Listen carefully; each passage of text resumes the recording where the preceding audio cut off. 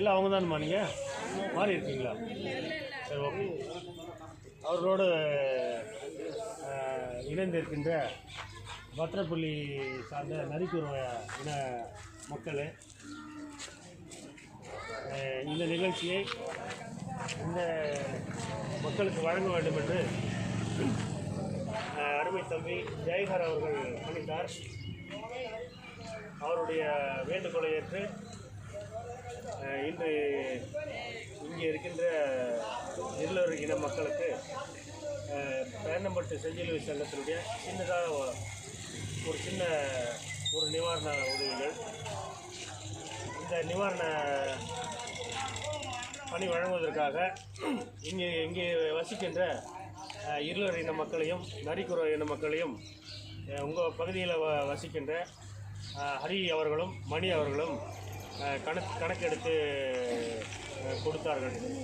அந்த வண்ணமாக இந்த பணி இங்கே நடைபெறுகிறது. நிறைய செய்யணும் அப்படின்ற மாதிரி எங்களுக்கும் ஆசை இருக்குங்க.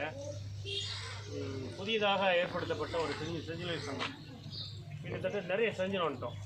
கடைசி கட்டத்தில் தான் நிற்கிறோம். அதுவும் இன்றைக்கோட இந்த ஊரடங்கு உத்தரவு ரத்து செய்யறதுக்கான வாய்ப்பு இருக்குது. அதுக்கு முன்னாடி இந்த மக்களை சந்தித்து கொடுத்துட்டு வந்துடலாம் அப்படின்றதால வேகமாக வந்தோம். இந்தியா முழுக்க நம்மளுடைய பிரதமர் 144 தடை உத்தரவை விலக்கு கொடுத்துருக்காரு. அதை 100 நாள் பணியாளர்களாக வேலை செய்யலாம், கட்டுமான தொழில் செய்கிறவங்களால வேலை செய்யலாம் அப்படின்னு சொல்லியிருக்காங்க. ஆனால் தமிழகத்தில் அதனுடைய தாக்கம் அதிகமாக இருக்குது. எதற்காக இந்த ஊரடங்கு உத்தரவு போட்டிருக்காங்க? யாருக்கா தெரியுமாம்மா? உங்கள்லேருந்து யாருன்னா சொல்ல முடியுமா? எதுக்காக போட்டிருக்காங்க? என்னம்மா? கொரோனா வைரஸ் என்ற கொடிய நோய் உலகம் முழுவதும் தாக்கின்னு இருக்கு. அதில் நம்ம பாதுகாப்பாக இருக்கும். நம்ம பேரணம்பட்டுக்கு எந்த பாதிப்பும் இல்லை. இந்த பக்கம் வேலூருக்கு பாதிப்பு வந்துச்சு, குடியாத்த நல்லா இருக்குது, ஆம்பூர் வாணியம்பாடி எல்லாம் பாதிப்பு இருக்குது. நம்ம நல்லா சேஃபாக இருக்கும். ஆனால் கிராமப்புறத்தங்களுக்கு எப்போவுமே பாதிப்பு இல்லை அப்படின்னு சொல்கிறாங்க. ஏன்னா இது வெளிநாடுகளுக்கு போயிட்டு வந்தவங்க மூலமாக அந்த தொற்று கூட இருக்குது. உலக அளவில் பார்க்கும்போது நிறைய பாதிப்பு, மிகப்பெரிய அளவில் அறிவில் வளர்ந்த நாடுகள் எல்லாம் கூட மிகப்பெரிய உயிரிழப்புகளை ஏற்பட்டிருக்கு. தமிழ்நாட்டில் அது பார்க்கும்போது ஒன்றும் இல்லை.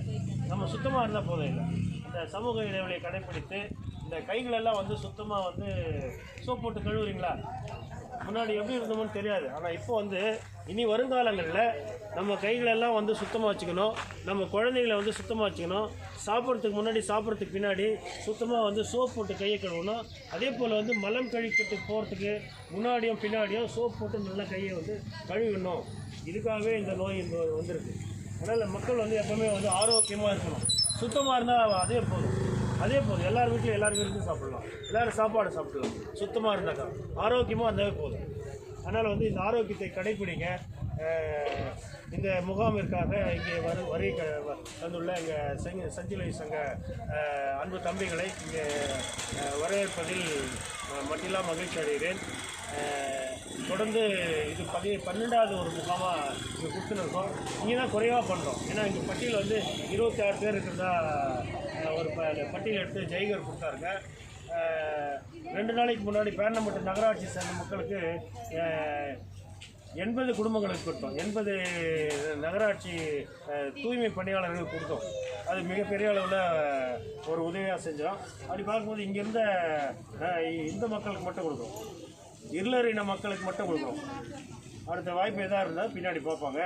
அந்த வண்ணமாக தொடர்ந்து இந்த களத்தில் பயணித்து வருகின்ற அருமை தம்பி முகமது ஆரிஃப், ஜஹூர் அஹ்மத், முஜாஹித், ஃபாரூக், நிசார் அகமது பொருளாளர், ஃபைசான், கிசார், ஜெய்கர், முகமது அலி, இப்திகார், சேர்மன் முத்தரசன், துணை சேர்மன் ரவி, மேலாண்மை குழு உறுப்பினர் இன்னொரு ஆசிரியர் ரவி, இங்கே வந்திருக்கின்ற 2 ஆசிரியர் பெண்மணிகள் திருமதி பானு, கோமதி, சார் சொல்லியார். இந்த செஞ்சிலுவை சங்க நண்பர்களை உங்கள் ஊர் சார்பாக இந்த நிகழ்வுக்கு உங்கள் முன்பாக அறிமுகம் செய்வதில் மட்டும் மகிழ்ச்சி அடைகிறேன். கொடுத்துடலாங்க. சொல்லுங்களா?